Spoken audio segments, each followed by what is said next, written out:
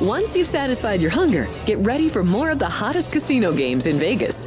Our 24-hour, 30-table non-smoking poker room proudly hosts all the most popular poker games with a variety of betting limits. Visit the poker room for a schedule of daily tournaments. Whether you're going to hold 'em or fold 'em, the best place for poker is at South Point Casino. You'll notice that our craps tables are usually the loudest in the casino. If you've never played, join one of our free craps lessons to find out what makes this game so exciting. Check with the craps dealer for schedules and give it a roll. Bingo is also an exciting way to spend your time. We offer 7 sessions of bingo every day. Bingo! And each session includes a cash ball jackpot, 12 bingo games, a progressive double action game, and a $10,000 bonus coverall. Electronic units are available. If you haven't played bingo with us, give it a try today. Guests can also get in on the action at our one-of-a-kind race and sports books. 2 separate rooms designed to maximize your experience and comfort. Our sports book, with over 400 seats, puts you right in the middle of the action, 24 hours a day. The friendly ticket writers are happy to help, and it's conveniently located next to the famous Del Mar Deli, where you'll find supersized portions of delicious deli items like roast beef, pastrami, and Reuben sandwiches, or soups, salads, and pizza. Plus spectacular desserts fit for a king. And right next door is the race book. Over 150 seats, each with its own TV screen. There are 16 interactive player terminals, so you can bet right from your seat.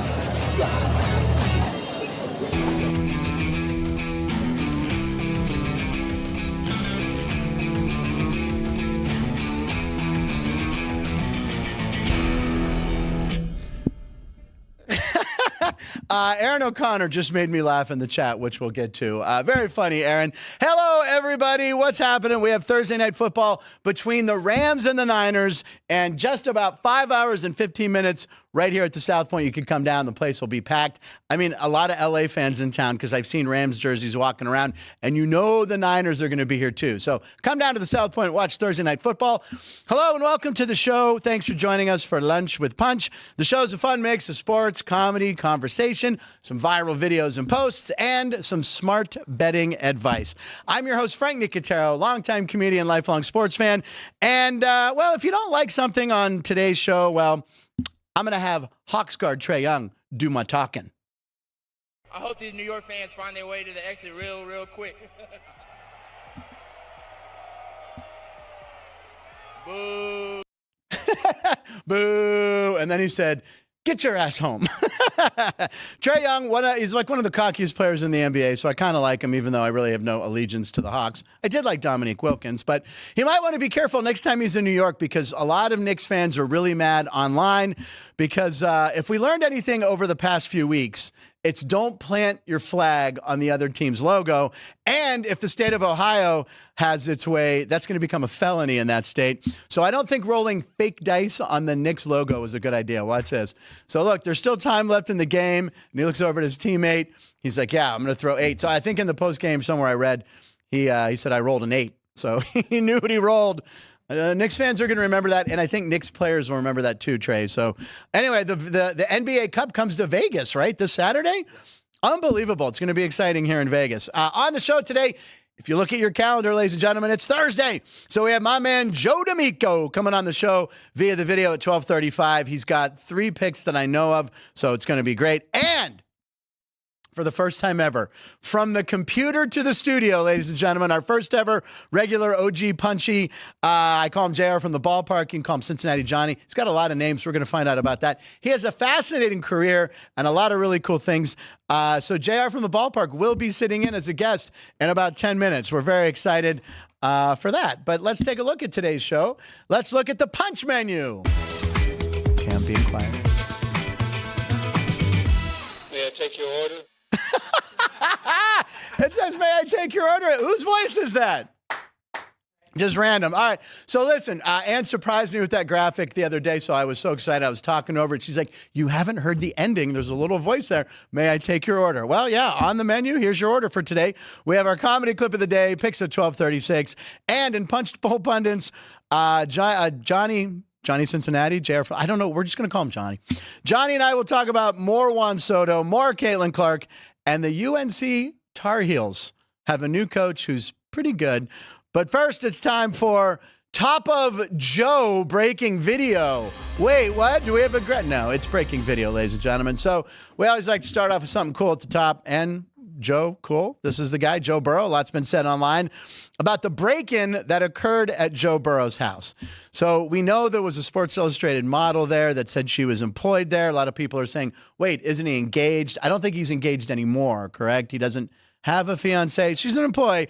Anyway, got a little heated when things were addressed. So here's Joe talking about the break-in. Everybody has heard what has happened. I feel like my privacy has been violated in more ways than one. Well, and way more is already out there than I would want out there and that I care to share. So that's all I got to say about that. We live a public life, and one of my least favorite parts of that is the lack of privacy, and that has been difficult for me to deal with my entire career. I like that he did a Forrest Gump, and that's all I have to say about that, Jane. Anyway, yeah, so I like that he addressed it, right? He should be happy he didn't have that $3 million Batmobile. He ordered a Batmobile for $3 million. It's not street legal. It takes like a year to get. But good thing that wasn't there. They could have stole that. Or he could have used it to hunt down the criminals. Or get the Bengals a few more wins this year. But JR grew up as a Cincinnati fan, so we'll ask him if Kenny Anderson would have ever had this happen to him. A quarterback that Joe would aspire to be, minus the ayahuasca and personality. Aaron Rodgers weighed in on it too. I'm up in Kansas City as well. I have security full time, thanks to Daily Mail putting my out there. In Wisconsin. They gave his address out, I think. So it's a little less, less likely. I mean, hopefully, my buddy's still there. Yeah. Or well taken care of. But yeah, there's been some issues. It's something that we all think about, from time to time. You're kind of exposed in that way. And it seems like there's a professional aspect to this where they don't care if there's cameras on or an alarm set. They're going to get in and get out quickly. So hopefully it doesn't happen anymore. But I will say this, and I used this years ago. The league has a really good resource where they have security experts that can come out to your house and give you ideas about where to put cameras, where the weak spots are. And I think guys in general just don't use it because they don't have the time, or they're thinking about other things, or they're busy playing video games or whatever it is. There's a lot of great resources that put together. I think more guys should probably look at as far as the safety of their homes. Yeah. I love his jab at the younger players, probably playing video games or whatever. But, yeah, I mean, what if we just get like a retired vet or something, hire him for 4 hours a day, 4 hours a week, have them just stand outside your home or sit outside your home to protect it. There you go. You guys got the money. Do that. So, okay, let's move on, ladies and gentlemen. We got a lot on today's show. Joe D'Amico coming up in just a few minutes. JR will be here. It's time for our comedy clip of the day. Now, Trevor Bauer is still hoping once again to pitch in the majors. And if you don't follow Trevor Bauer on social media, you really should, because it's a fascinating look at while he's pitching in games. He's mic'd up when he was playing in, was that a Mexican League game he was playing in, or Japan? And anyway, you really should follow Trevor Bauer. Some really informative stuff. And this clip came across my algorithm. So a lot of guys in the majors have to face Shohei Ohtani. Well, Trevor Bauer had to face Shohei Bloatani. I'm Shohei Bloatani. I can do whatever the f*** I want. He is fake Shohei Ohtani. Okay, this makes sense. Up. You suck, dude. Guy's trash. 2-0. Easy money. Down. Oof. Paint. That's f***ing paint. Fuck. Now, it's very hard to come back from 2-0 counts, especially against the real Shohei Ohtani, but fake Shohei Ohtani is a little bit different. Oh, that was a f***ing new pitch. God By damn you? it. Oh. 3-2, full count, 450. Can I help you? No! Just looking. God, it's f***ing paint, dude. What the f*** is that pitch? Yeah, take the All right, ladies and gentlemen, that's a very funny clip, by the way. By the way, they reverse it. If you want, it's a tease.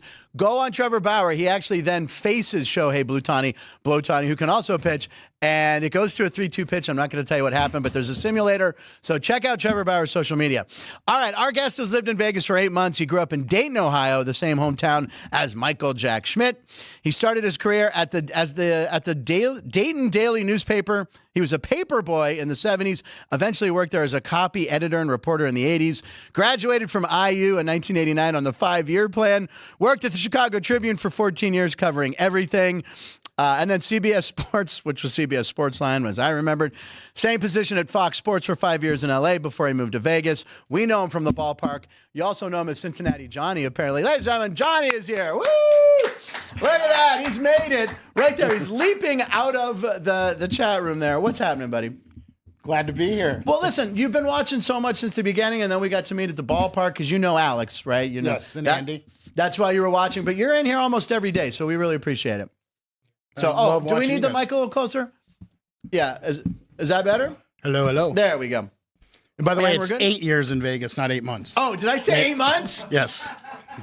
Yeah, that's correct. I've done a lot in 8 months since. Okay, well, look at this. Look at that intro, ladies and gentlemen. Look at all the facts I have on them there. Now, the last thing I have to talk about here, well, let's talk about Cincinnati, Johnny. So you're from Cincinnati. I'm actually from Dayton. You're from Dayton, but my parents are Cincinnatians, and spent my whole life in Dayton growing up. Okay. But in Dayton, I mean, it's basically a suburb of Cincinnati. When you talk about make these people from Chicago and say they're from Northbrook, it takes them an hour to get into the city. It took me an hour from Dayton to get to Cincinnati. So when you grew up, who were you a sports fan of more, Cincinnati or Cleveland teams? Oh, the Reds all the way. Okay, Cleveland's on the other side of the state. Right. Unfortunately, my nephew, we talked about Spencer being a degenerate already. Oh, yeah. He's like 15. 15, and yes. you have him doing parlays. Yes. I was struggling. I was in a losing streak. I figured maybe Spencer could turn it around for me. And he kind of did, right? He did. He did. So yeah, I want to talk about the Reds. So you saw them in the 70s, the big red machine. I was spoiled. I was 9 and 10 in 75 and 76. My parents said they took me to Crosley Field, which closed in 1970 in the summer. I don't remember it. Right. But yeah, diehard Reds fan. My mom said she remembers when I went to summer camp, I wore a Don Gullett shirt every day. Don Gullett, the lefty, right? Yes. Yeah, I remember. I had his card, and I thought he always looked cool, Don Gullett. But you got to remember, the Reds were like an enemy because I liked the Pirates, but I also liked the Dodgers in the West. But it was hard not, as an adult, to look back and go, wow, those were great teams. Like, I hated him. I hated Pete Rose. I hated Dave Concepcion, how he would bounce the ball on the turf. Joe Morgan, wiffle ball, I would impersonate Joe Morgan. But yeah, pretty spoiled to get those Reds. For sure. You got a title in 90 when you beat the Pirates. And, it's back then when we went to games, they gave you, bat days. Full bats. You got full bats with Concepcion, Foster, Bench, Morgan. Now, what do you got? Do they even give away the tiny bats? Because I got a tiny Dodger bat. I think it was Ron Say, who was my favorite player, the Penguin. But tell us about how you got into your sports career. So you became, you delivered the paper, and then I delivered the paper, yes. And as a kid, I read the scoreboard page every day. That was my Bible. Yeah. The box scores? Sure. Yes, everything. And what's crazy is down the road, when I finally started working at the Chicago Tribune, I was kind of in charge of putting that scoreboard page together. Wow. Which was, it always blew my mind to think back at it. And now, I mean, that page is defunct. It's sad. And when I still look for a box score, I still want to see it laid out like I had in the paper. And I think the Score app kind of does that, and some other apps, because I want to see that, and then I go right to homers. So I always want to see who hit homers. And I remember on Monday, I'd get the Pittsburgh Press. I'd get off the bus at 3, and I'd go into my room, and I would look at all the box scores of football games and memorize who had 100 yards rushing or 300 yards passing, because we didn't really have highlights all those games until Inside the NFL on HBO would be on like Tuesday or Wednesday night. But yeah, the newspaper kids don't really appreciate that as much. Now, this is what I found fascinating in what you sent me. You've caught like 100 balls a year. Tell me, is this at Wrigley? So eventually, after I went to school at Indiana, and there's a whole other story, I took Bobby Knight's class. Wait a second. No, stop. Hold on. Hold on one second. Bobby Knight, he was a professor there. He had to teach as well? He taught a class, yes. What did he teach? Coaching of basketball. Was it ethics or really coaching of basketball? Oh, my God. Yes. Wait, tell us about that. It was half a semester. And what was crazy is he was only there half the time. Right. When he showed up, he would just tell stories. Besides, little life lessons. Sure. Tell us to read a book by the next time we come to class in a week or whatever. But, and it was a lot of name dropping. I talked to Tony La Russa yesterday. I talked to Whitey Herzog, whatever. But the other half of the class, his assistant, Felling, did the X's and O's. Right. And the object of the class was we had to keep a notebook, and you turned in your notebook at the end. I forget if I got like a B. Right. But like my buddy got an A+ because his girlfriend did his notebook all nice and stuff. And then the other cool thing was we had a lab where we actually went to the basketball court in Assembly Hall Yeah. and ran drills, which Dan Dockich was another assistant at the time. He ran the drills. Some of the girl basketball players were in there, and he would have the girls do 2-on-3 with the guys, and they would school us, and he would just laugh. But so I'm at Indiana doing that. And I saw 87, unfortunately for UNLV fans. They beat UNLV in the Final Four in the semis. Was that Smart? Was that Keith Smart hit the winner against Syracuse in New Orleans. Yeah. So I was there for that my junior year, and we went down on Kirkwood and celebrated in the right after the win. But then eventually after school, I ended up in Chicago working at the Tribune, and I worked in the evenings. Loved baseball, wasn't a Cub fan, even though the Tribune owned the Cubs at the time. And between the Sox and the Cubs, I could probably go to 20, 40 games a year during the day before work. Wow. And they go on strike. I'm upset. I'm like, I'm not giving the owners or the players any of my money. Screw them. Right. And I'm just riding my bike on a nice, April or May day in Chicago, which was kind of rare for that time of year. Right. And I ride by the ballpark during a game, and I see the guys out on the street, with their gloves, and I've seen them on TV, and I'm like, hung out a little bit, checked it out, and next thing I'm going to do this. I got my glove the next day, and I became known out there. I didn't miss I missed a few games, but very rare. I was out there for every game for 5 years. Are People you knew me serious? as Cincinnati Johnny. Cincinnati Johnny. Was really cool, and now that I think about it, it was against the Pirates. Okay. No, it was John Smiley who pitched for the Pirates. John Smiley, the lefty. He was pitching for the Reds that day. Oh, yeah. Gave up a homer to Shawan Dunston. First home run. I already caught a couple batting practice balls, but this is my first game homer, which is a big deal. Yeah. I didn't catch it on the fly, bounced off a wall. I catch it, and because it's against the Reds, I threw it back immediately. And it ended up on television, on the local news that You had a night. pretty good arm then. You got it over. Well, just had to get it over the fence at the time. I don't know how far it went. So the first one I ever caught, I threw back. But over 5, it was 7, 8 years where I wasn't out there all the time. I probably caught 100 baseballs. Oh, my God. Look, there's a picture of him I all caught right there. 16 Sammy Sosa balls. I didn't catch anything big during that big valuable run. Ones, right? Right. A couple Sandbergs, which are really cool. Wow. Pagnazzi. I got a handful of baseballs. Pagnazzi? Yeah, Ellis I remember Burks. him.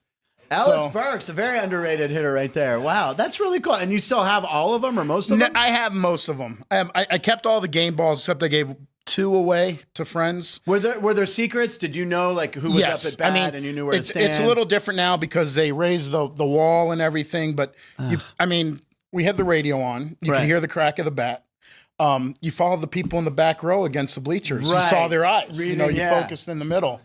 And, my gosh. our goal out there was a handful of 7 guys. 3 or 4 of them had grown up there. Yeah. 2 famous guys, Mo Mullins, and Rich Berkey. They have 5,000 balls, bathtubs full, crazy. And a couple guys grew up in the neighborhood. The great wild story is when the Bears played there, they used to kick field goals onto the street. Oh, really? And people would run out there and try to catch the field goals. I wasn't there then. Yeah. But so that was my ball hawking career. Eventually. And what brought you to Vegas? I was the weather, Chicago weather, April, May, June. I hear you. It was wild to go to Wrigley and see people in the bleachers in tank tops. And if you're in the shade, you're wearing a jacket. Yeah. It was really crazy. So every winter, I'm like, why am I still here? Why am I still here? Send off a resume to some job in Florida at Sportsline. I had no idea what it was. Right. Interview goes well. I'm moving to Fort Lauderdale. I was down there for 7 years, had a blast. Actually worked the Baltimore Orioles scoreboard during spring training season. Which is right near Pittsburgh. It's right near the Bradenton where the Pirates play. This is on the east side. Bradenton's over on the west. Oh, okay. I thought by Tampa. Maybe did they move? Because I went. The Orioles did move. The Orioles moved. Okay. The Orioles did move. So I was in that, and then ended up taking a job at Fox out in L.A. in Playa Vista by Loyola Marymount, which was a blast. LMU. 5 years worked for Rick Jaffe, who's one of the best bosses I ever worked for. And they have because of the way the business is, content's going out the window, everything's video. They wiped out the content department. Jeez. Laid off. What am I going to do? I don't want to move. I'm not moving back cold. I already made up my mind. Staying in the warm weather. The Tribune could offer me $2 million at this point, and I'm like, no. I'm doing Florida or somewhere warm. And I go, let me come out to Vegas and see what happens. They're having a hockey team start up. Yeah. Thought I'd knock on the door, but it turned out I actually was supposed to get a job at William Hill Sportsbook as a cashier. Right. And it was in a bad part of town, but he's like, you'll do it for a year. And if you prove yourself, we'll move you into a good spot. And I'm going to do it. It's a start. Sure. Start in 2 months or start in 6 weeks, something like that. And I told a friend of mine about it, and he goes, I can hook you up with a job at Yahoo and you can work remote. So I did that the first 2 years. It was a contractor job. Yeah. But I mean, they paid health insurance, and I was working Monday through Friday, 2 p.m. to 10 p.m. Vegas time. Yeah. Sending out alerts, not just sports, but all kinds of alerts. Oh, wow. Your That's a mobile cool alerts job. that Yeah. you get from Sure. Yahoo. Yeah. It was awesome, but it was a contract job. Yeah. And they said, you've worked 18 months, you need to take 3 months off and we'll bring you back. Well, it turned out it was like the 18 months was ending in April. I'm like, this is going to be like back in elementary school. I got a summer to screw around and I'll come back at the end of summer. During that break, they ended up laying people off and I'm like, they're not bringing me back. Okay. So kind of did some odd jobs, and eventually I landed with USA Today. I run sportsbookwire.com. That's Which at awesome. the time I was writing as Johnny Parlay, making picks. Yes. Johnny Parlay. Writing out picks so many times a week, and eventually they hired me on full time to run the whole. And people can find you there, or where can we find you? Well, I mean, I don't really write anymore under Johnny Parlay because I'm more editing and budgeting, and I got 7 writers that work for me and editors. Wow. And Alex, our own Alex White Alex here. White? She did college picks and NFL picks for us on weekends. College, she started off 7-0. I know. 10-3. I think she's 10-4 now. But she was awesome. I had to put a little bit of sandwich money on that too. I love it. So awesome. Well, thank you for being here, Jerry. So let's take a look. You know all about roll call. Let's do roll call and see who's in the chat room today. Oh my goodness, we got a whole. Oh, here it goes again. Here we go. All right. So I had a kickoff question. So tonight's Thursday Night Football. The Rams are taking on the Niners in San Francisco. Right now, that line's around 2. Niners are favored at home, which makes sense. So I asked everybody, what's all-time? Who's your favorite Ram and who's your favorite Niner? For the Rams, I went. Lawrence McCutcheon was a running back. He was one of the first players I ever saw play. Vince Ferragamo, he's Italian. Vinny! Yeah, there's another Vinny. He's Italian. Eric Dickerson, Hacksaw Reynolds. So there you go. Easy one for me on the Niners. I went Dwight Clark. So Dean Hilt, Joe Montana for sure. So that's the best quarterback. 4-0 in the Super Bowl. So is Bradshaw, but Joe Montana's from Western PA. And then Aaron O'Connor with the best. The Joes, Joe Montana and Joe Pendleton. Took me a second. Joe Pendleton was Warren Beatty's character in the movie Heaven Can Wait. Yeah, it took me a second too. I'm like, oh, very funny. Aaron O'Connor. That's what made me laugh right as we were coming on air.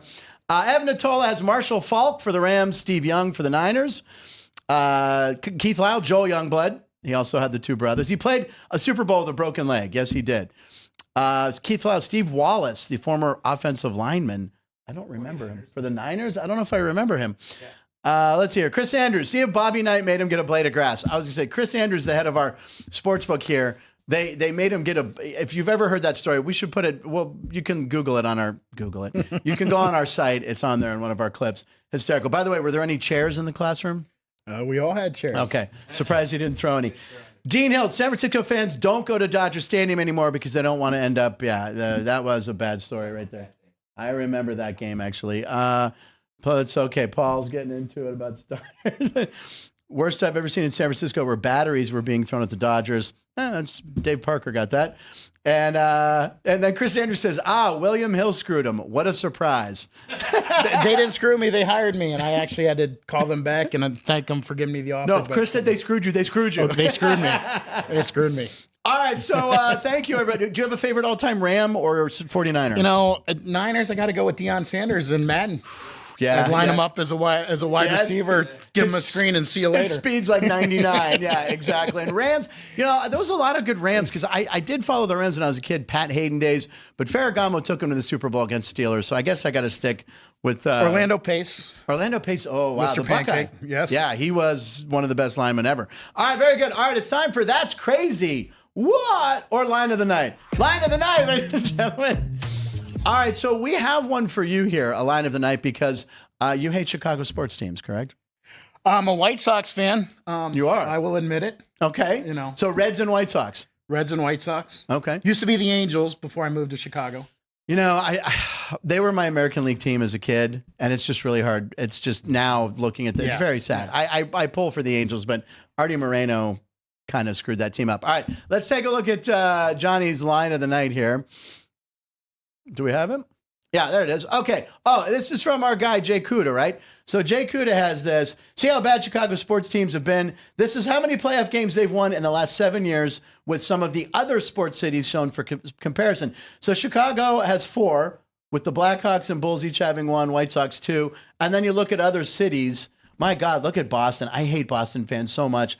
Bay Area, a lot of wins. Tampa Bay even, because they got the Ning and the Rays and the Buccaneers. Toronto's even up there. Philly, Phoenix, Denver with a lot of wins too. That's pretty good. Poor Chicago, man, right? That's a great sports town too. I don't understand how they're getting away with it. Yeah. I mean, do we just go back and watch Michael Jordan and Bulls tapes? Or I think you'd be better off watching Jordan as a White Sox probably than some of the White Sox right now, because at least he would once in a while get a base hit. But yeah, it's been a rough go for Chicago sports fans. My goodness. All right, time for my That's Crazy. Or line of the night, excuse me. Bryce Young, who we've pulled for on this show quite a bit because he's a smallish quarterback.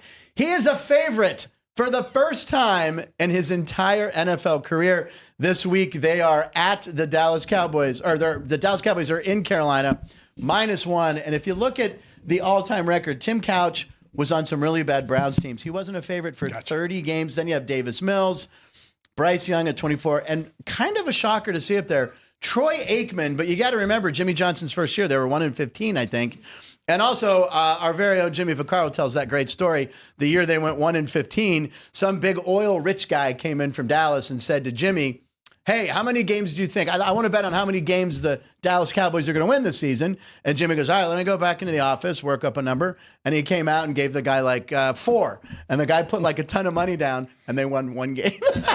And it might have been the opener, or I don't know if I'm right or not. But I think that's how Jimmy Vaccaro said that's kind of how over-under win totals kind of came about, was this guy. And wanted to bet the Dallas Cowboys. So when Dallas loses, we don't mind. Let's look at today's date. Today's date is December 12th. This is 2020. 24. I had it so good. Should we try it one more time? No. One more? No. I have to wait till tomorrow? Yes.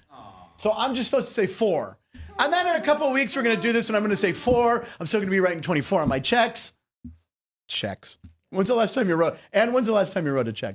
Well, ironically, yesterday, my sister wanted me to send her a check. I'm like, I don't have checks. Do you have Zelle? She goes, I don't do Zelle. Right. You know, she's 13 years older than me. She's okay. Almost, I thought you were going to say she's 13 years old. She has a checking account? We all have our things. You know, she's pushing 70. I'm still in my 50s. And I'm like, you know, she's like, no. It's checks. I said, no, it's Zelle. And I can't remember the last time I wrote a check. I really can't. I don't have any with me. I have checks. Very funny. Okay. What's that? They're in storage. Yeah, exactly. All right. It is December 12th. 2024. All right. So what we do, JR, as you know, we give the days of the national days, whatever they call them, national days. So here we go. One of them is fake. And this script, I did 2 versions, doesn't have the fake one. Uh-oh. Hold on. Oh, I can't make one up either. Hold on. Wait. Hold on, everybody. Talk amongst yourselves. Who's the greatest Cincinnati Red of all time? Harumph. Who? Joe Morgan. Oh, you're harumph. Joe Morgan is almost underrated in baseball history for what he did. And he started as the Colt 45s. Is that? Yes. Colt 45. All right, here we go. I might have well, now the game doesn't work, right? do you want me to just read what's on the script here? No, I have it. I just thought, I don't know if I made a fake one or not. Here we go. Gingerbread House Day, Christmas Jumper Day, National Christmas PJ Day, National Ding-a-ling Day, and National Ambrosia Day. That's how much I feel. So that's the song. Feel for you, baby. All right, one of those is fake. So, Johnny, if you want to take a look at these, try to pick out the fake one. Let's take a look back there. I just want to know what a ding-a-ling is. Well, that's a whole other podcast. Jerry believes ding-a-ling is not real. Sean believes Christmas Jumper is not real. Vince believes Christmas PJs is not real. While you're thinking on it, Johnny, we're going to go to Ann. Everybody sing with me. My ding-a-ling. My ding-a-ling. Chuck Berry, right? With my ding-a-ling. So you're going with ding-a-ling is not a real day, Me Johnny? too. Yep. Yeah. National Ding-a-ling Day is an actual day. Someone back there had it right, and I believe it was Vince. It's not National Christmas PJ Day. Is that what you had? And there's maybe the 3rd heart attack I've ever had on this show. That one for sure. Oh, you got to keep the air horn loaded. Who was that? Was that you? Obviously. Okay. You don't go to the Vegas Well, clubs. it's obviously you. Well, Sean, for some reason, I thought Sean did it. Sean doesn't have that control over there. Okay. That was a good one. Is that on the keyboard? Is that a future thing that could come back? It's available. Woo. All right. Celebrity birthdays. There's really only one birthday you celebrate on December 12th. Frank Sinatra was born today, back in 1915. I am named after Frank Sinatra. I am not a Francis. I am just Frank.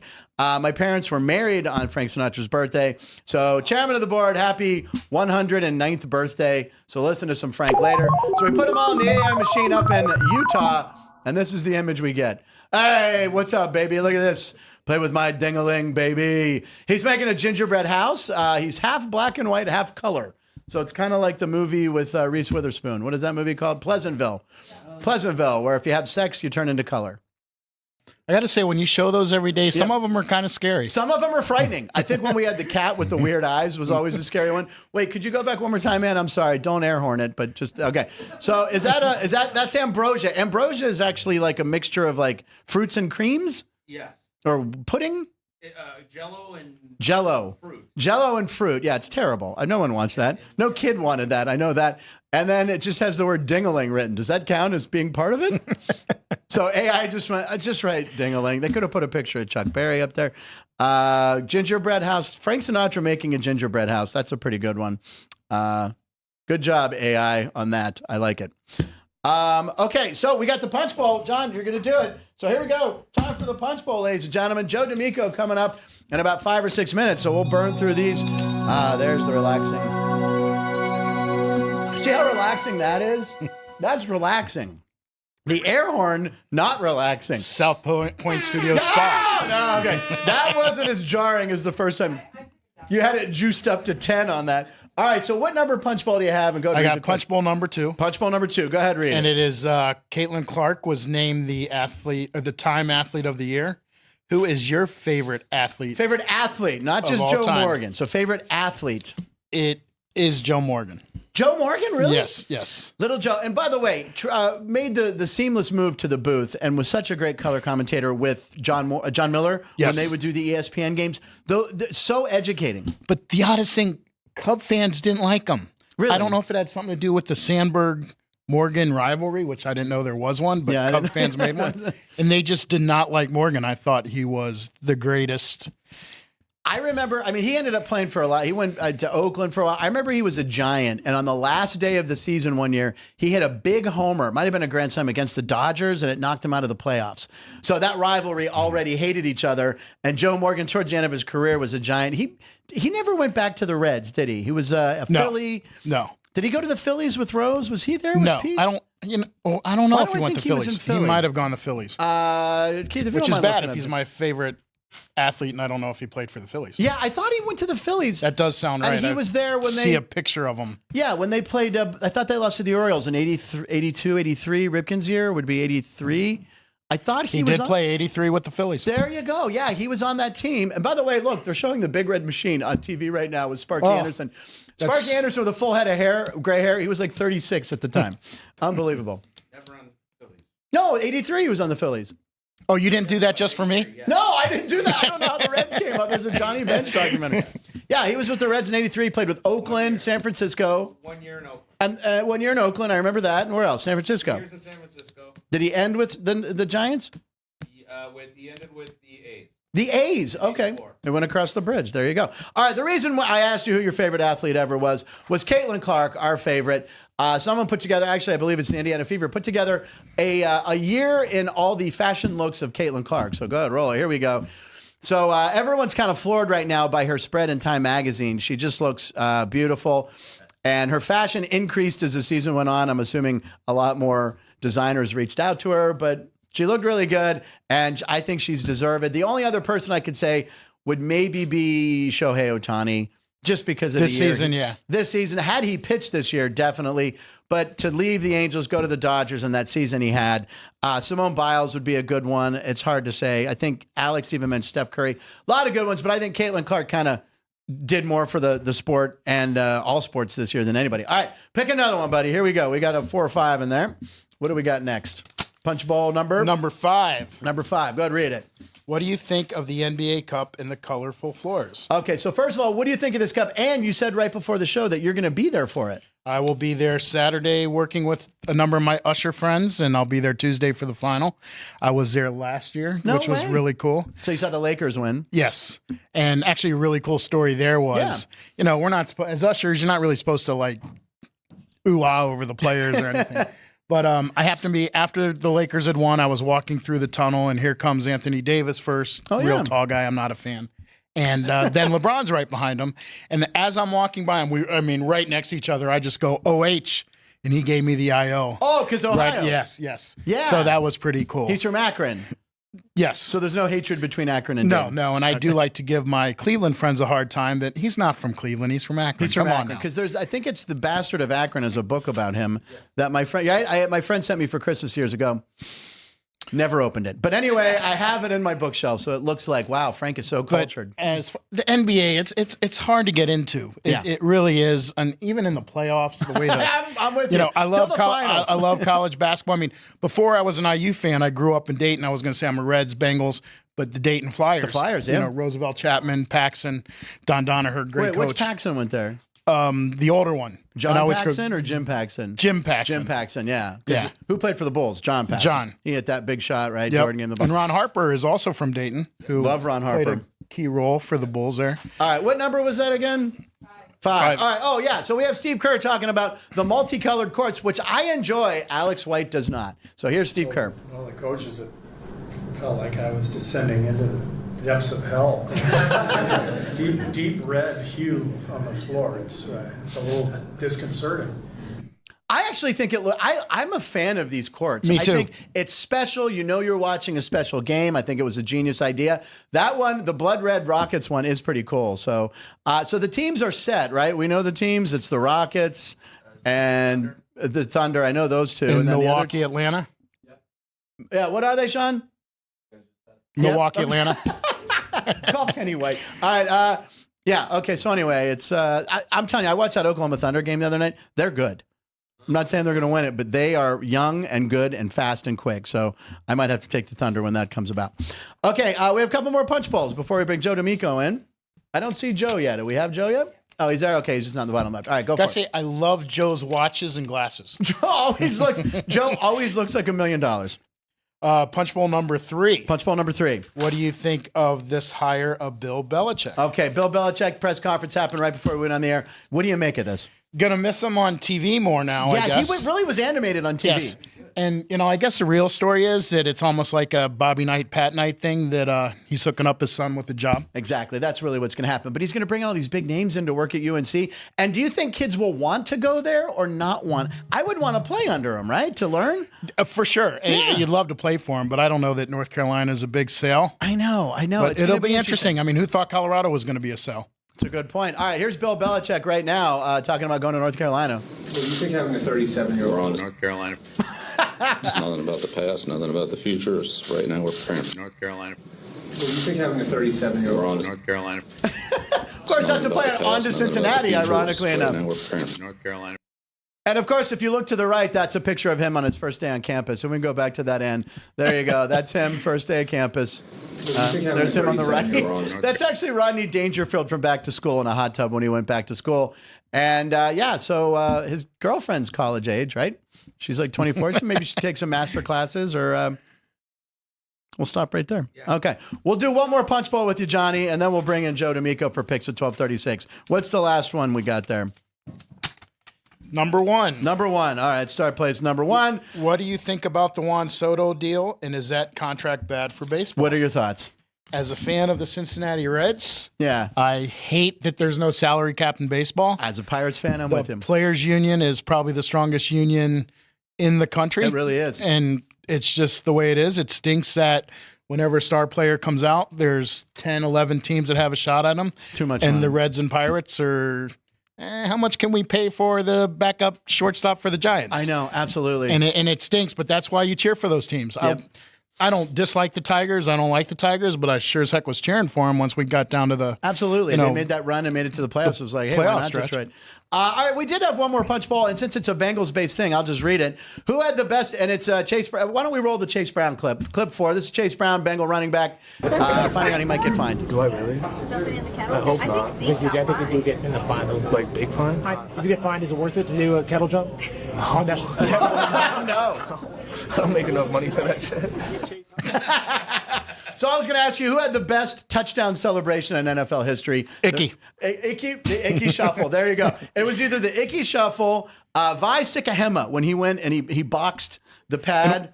He was a punt returner for the Eagles, and he did like a punch. One of the first ones, was it like Walker or Johnson? That was my last one. Billy White Shoes Johnson. Billy White Shoes Johnson was my favorite. I had 3 written down: Icky Woods, Vi Sikahema, and I had who did I just say? Billy White Shoes Johnson, who got his nickname because he wore white shoes. But he had the big, thick horn rim glasses, and he'd do the thing where he'd do it with his legs. I know our guest, Joe D'Amico, will know. All right.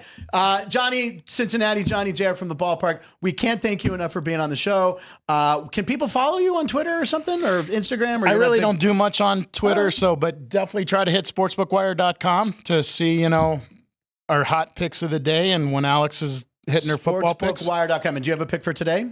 I like Boston Celtics first half overs. Boston Celtics first half over. Team totals. Okay. Team totals. And usually it's 58-59. Today it's 61.5. And I only play them when they're at home. So I'm willing to risk for 61.5. Both teams. No, just the Celtics. Hitting over first half. 61.5 points for the first quarter. Okay. So Celtics first half over 61.5. I like it team a lot. total. All right, ladies and gentlemen, look at that. You can be in the punch. You can be a Punchie in the room, and you come and you get to be on the show. Jared, we will see you again, my friend. Give it up for Johnny, everybody. We're going to take a 30-second break, and we got Joe D'Amico on the other side, looking like $1 million, baby. We'll be right back.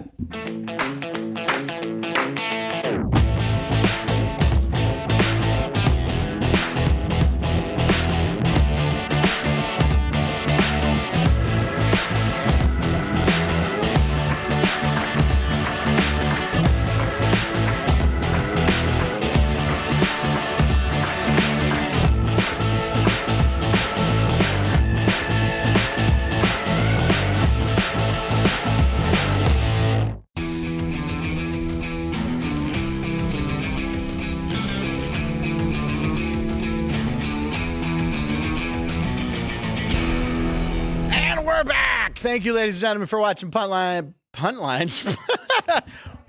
That's a football show. Punchlines, ladies and gentlemen. I'm happy you're watching. If you are not a subscriber, click subscribe. And guess what? You can jump into the chat room and tell us who your favorite Niner or favorite Ram is after 5 minutes. Once you click subscribe, you're in.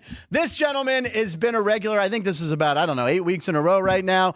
He is here every Thursday to give out his picks and entertainment and to show us what he's got in the backdrop today. Ladies and gentlemen, Vegas handicapper Joe D'Amico. Woo! Hey, Frank. Happy to be here.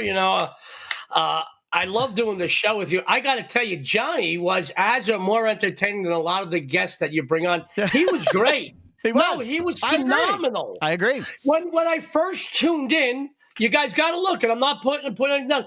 I thought he was the wrestler from the 80s, Ken Patera. Do you remember Ken Patera? I don't, but he thought you were the wrestler. He was at Ken one point Patera? the strongest man in the world, man in the world. I don't know and that I guy. looked at him and I went, right, I just texted you a picture of Ken Patera with him on. I thought he was great. I thought, Johnny, you were great. God, it's tough following you. Usually Frank brings on these comedians. I can follow them no problem, but he was great. By the way, Bob Zaney will be here. Is it next Thursday? Bob Zaney's going to be on next Thursday. So it's going to be the Zaney D'Amico show next Thursday. Oh my God! I just realized that's like double meaning, Zaney D'Amico. That's great. I've got to ask you, Frank. Did you get a new haircut this week? Because your hair is kind of slicked back. You're looking kind of dapper. I just think it's reached a length where I don't know. No, does it look different? And does it look different? You look a little like Michael Corleone in Godfather 2. You got that slick back hair kind of stuff going on. You look dapper. You look good, buddy. Don't ask me about my business. Don't ask me about my business. It's you people with hair that you just pissed me off. I'll tell you. It just upsets me. I got to tell you. My God. Very excited. I'm excited to be here today. Frank, I've got all the Christmas presents in the background now. I love it. It looks beautiful. And why the UCLA gear? Why the Bruins? Well, I'm a big Bruins fan. A lot of people don't know this, but UCLA is my alma mater. I did not know that. I would have never. There are shocked faces in the studio. Not the one in California, the one in New York, University of the corner of Lexington Avenue. I just got fished in for that one. No, I'm wearing UCLA. I always like to match. I didn't want to go too dressy today. I was feeling kind of grungy. I didn't shave.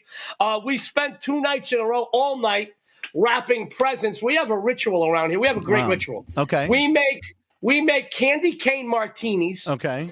And get totally hammered. So 2 nights in a row. We started around 8 or 9 o'clock. We didn't finish till morning time. 2 nights in a row, and we drank candy cane martinis. Got hammered. Had a good time. I'm not the greatest present. I'm a great gift giver. Right. Horrible present wrapper. And and after my 3rd or 4th martini, you could tell it looks like a kid started. Like your 12-year-old started wrapping the presents. But we have a good time. It's a ritual. We put the fireplaces on. I understand. And we have a good time. I understand you might have some presents for our viewers with your picks.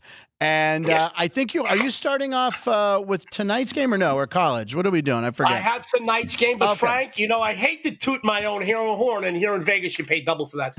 I hate to toot my own horn. 17-4-1 overall documented football run. 7-1 on big games. I am on fire. I'm telling you right now, I heard the local law enforcement is looking for me for killing bookmakers. I'm killing bookmakers. I'm just running hot. I usually turn it up this time of year, but 17-4-1 is a nice run. That's very hot. Very, very, very hot. And by the way, did you build that gingerbread house to your right there? My right or my left? I'm dyslexic. To your right, is that right to your right hand? Is that a gingerbread house? It's hard to tell. Yeah, right. No, it's not. No, this is a little. Oh yeah, that. Oh no. I didn't. But Dion does this. My wife does this. She's creative and she's good at all this stuff. She has patience. I don't. 2 minutes in, I start throwing and breaking stuff. I can't make the gingerbread house. I start eating it. There's always a bite missing. She does all. She's patient. She's creative. She's great. She's sitting right down there with the 3 dogs by the fireplace, having a good time. Keno, just listening. Parlay. What are the 3 dogs? Keno, Pie Gal, and Dice. That to me is the funniest thing in the world. I love it. All right, let's talk. Frank, our first 2 dogs were Parlay and Teaser. Right, I love those two. And people say, Parlay, are you French? No, Parlay and Teaser. I'm gambling, you dumb son of a gun. We're in Vegas. But we have a good time. So listen, you're wearing UCLA stuff, so that's California. So we have 2 teams from California playing tonight. We got the Rams and we got the Niners. Rams suddenly looking good. They beat Buffalo at home. The Niners are we don't know how to read this team all year. So what do you think about tonight's ball game? Well, this is a game I really do like, Frank. I know the 49ers have been decimated by injuries for most of the season, but this is the time of year when good teams have to step up and rise to the occasion, and I just don't see the 49ers doing so. The Rams are a good team. They won and covered each of the last 2 games. As a matter of fact, they've won 6 of their last 8 straight up, 5 of the last 7 against the number. I know they beat the Bills just 4 days ago. It's a short week for them, but I don't see them in a letdown situation here. This is a team that sits in 2nd place in the NFC West, 7-6, and they can certainly better their situation by putting a couple of W's up in December. Many of you might have forgotten.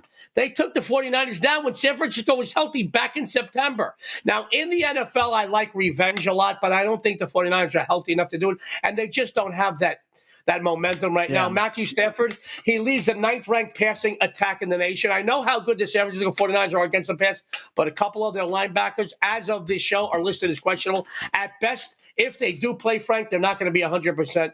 To make matters worse, I think we can all agree, this season's San Francisco team just can't seem to get out of their own way. What I mean by that, they've committed 20 turnovers on offense while their defense has snagged just 11. I think you're going to see them outclassed and outplayed by a hungrier team here. I'm going to take the dog with the points tonight. I actually like the Rams too, and it's not just because of the Buffalo game. I know McVay has a great record versus Shanahan.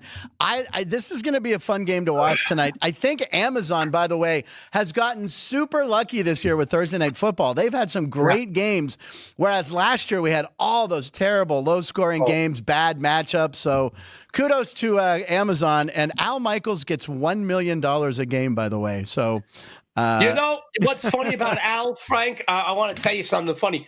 You know, talking about gambling was taboo, was against the rules for decades. I remember when he first started on Monday Night Football, he says, and the ball just went over the upright. Over the upright. Al's a gambler, you know that. Yeah, he used to give those little subliminal messages. I remember one would be like, "There's still, even though this game is over, there's still some people out there wanting to know the outcome." And it was like, "We get it, Al." So my buddy Bill back in Pittsburgh had a satellite dish. And I'm not talking like the DirecTV dish. He had like a satellite dish in his backyard so he could pull in Monday Night Football, and it was without commercials. It was like the ABC feed. And Al Michaels would talk about, degenerate gamblers, and he would talk on breaks, and he'd double check the number. That's all he talked about. He was obsessed with it. So now you can openly talk about it, and he sure does. So anyway. Times they are a-changing. Times they certainly are a-changing.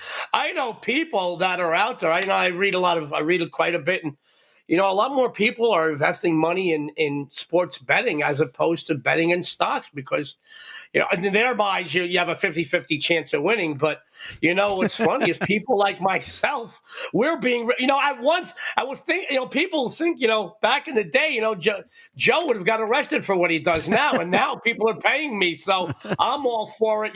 I can't sing and dance, but I could pick winners, and I'm happy to be on the run I'm on. But Al Michaels, there are some guys, though, I just can't listen to.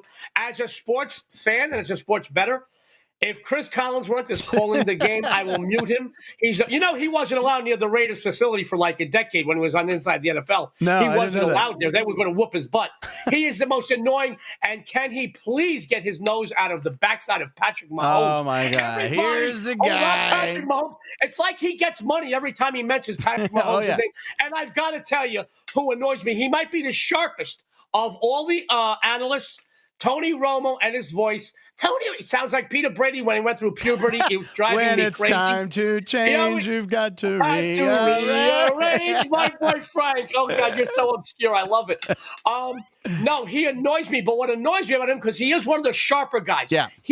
Well, let me tell you what they should do right now. It's third and this. They should do this, but they're not going to do this. And when I was playing, Tony, you never want to play a game. Let it go. Let it go. Okay? Let it go. You're right there with Drew Bledsoe. Yeah. Just stop, man. It's ridiculous. It was the fumbled snap against Seattle. The last great quarterback the Cowboys had was Troy Aikman. They were from Danny White to Troy Aikman, to Tony Romo, him in that pubescent voice, and as soon as he started dating Jessica Simpson, they got worse. No, but he annoys me. This is what they should do, but they didn't do that. And then, but he tells you what they're going to do. Right. Great. He's got a great football mind, which tells me he definitely didn't have the tools to be a quarterback because he could figure out everything's going on the field. And then he said, well, when I was playing, buddy, nobody cares. That's like Quinn Buckner when he was here. I remember he was calling a game, and he said, well, a lot of people said that me and Magic are a lot alike when we played. And the entire what? No. Magic who? Magic who? Yeah, you guys are a lot alike.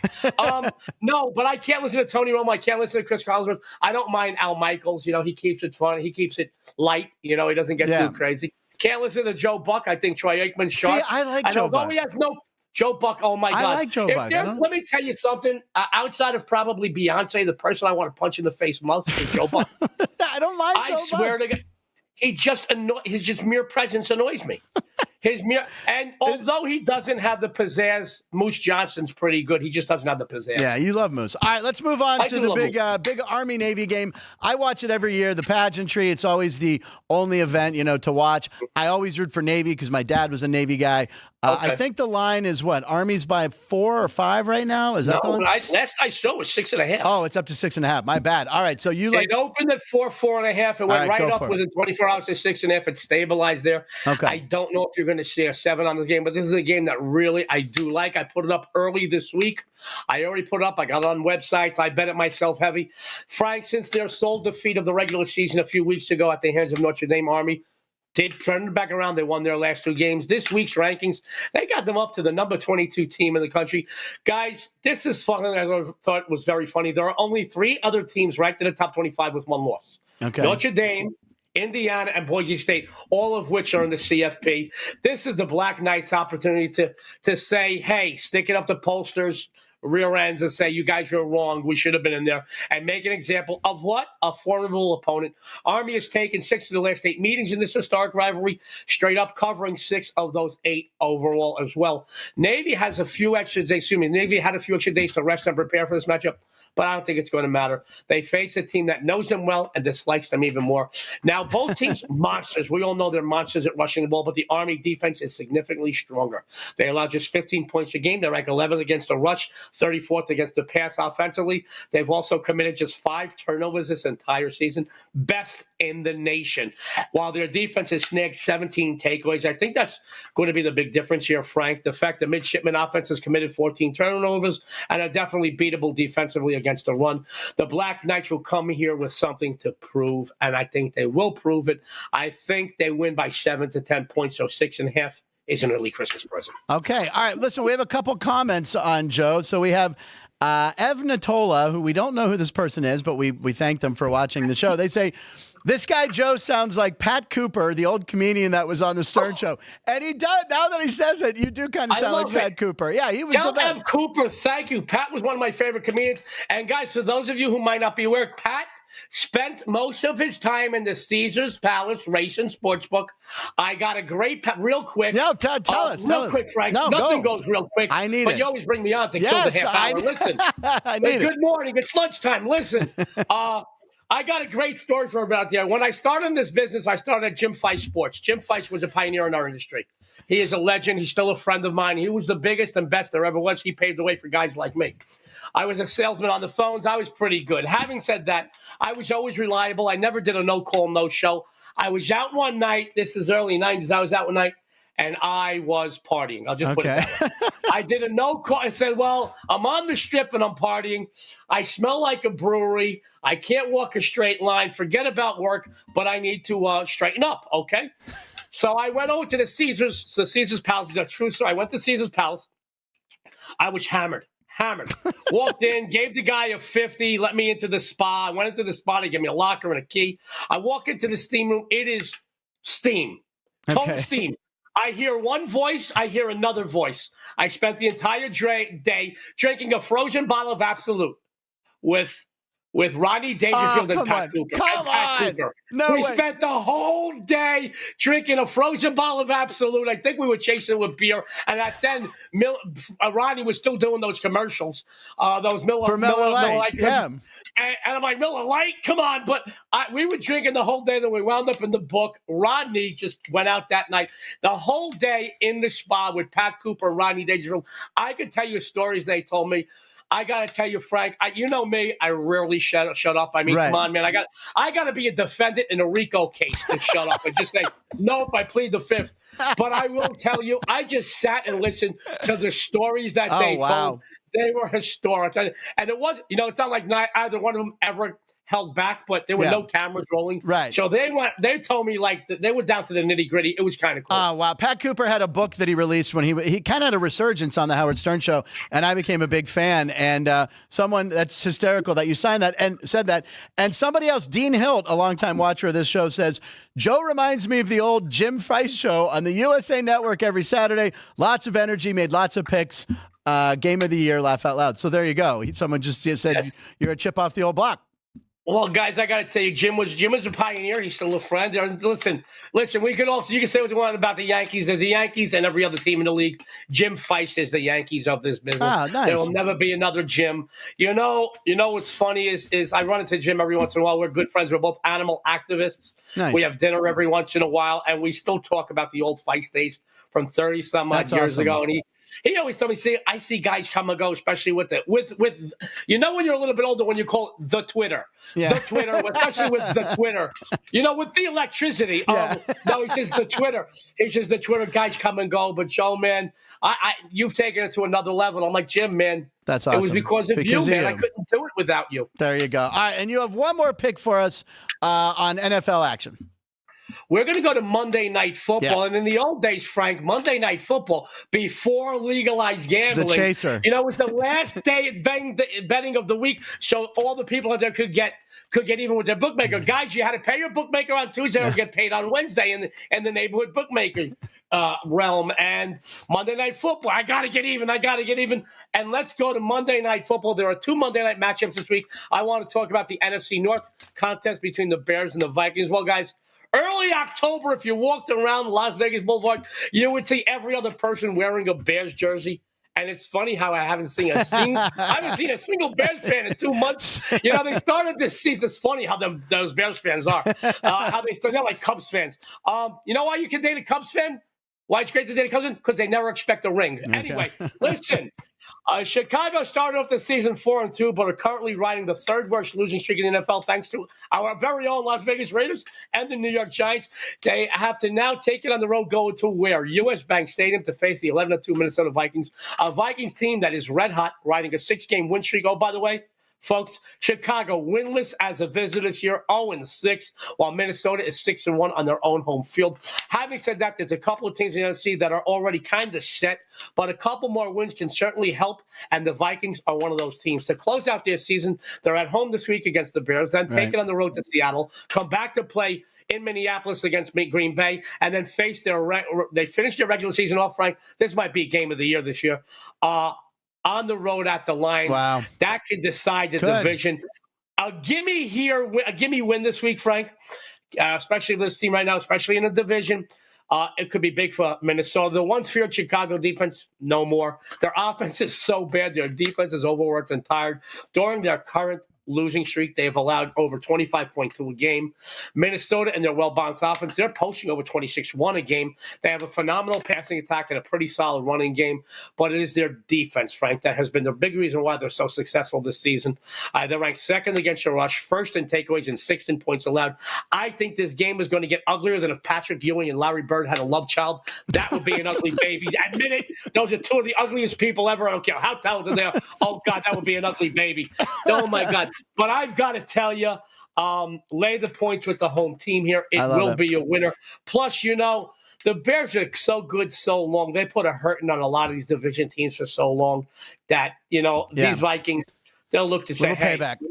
A little payback. I like it. Yeah, that line when it came out, I thought that looked a little low, so I'm with you on that. So, Joe, amazing job as always. The background is always the best. We really appreciate it.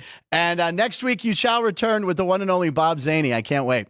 Well, I'm looking forward. I'll be on premises, Frank. You know, we were going to go to the Prime Rib Loft, primarily Prime Rib this week. My father wasn't up to it, so I took a day off. But I'm going to come in next week, go to the Prime. I love that they got the best Prime Rib in the city. Yeah, best Prime Rib in the city. But the Cowboys are back in town. They got a lot of Cowboy events there this week.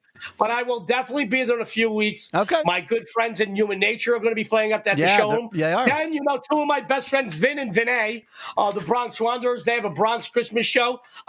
I'm there all the time. I know. Then one of my closest friends, Bucky Hurt of the Righteous Brothers. And then, even though it's redundant, another great Sicilian, which is redundant, Frankie Scinta.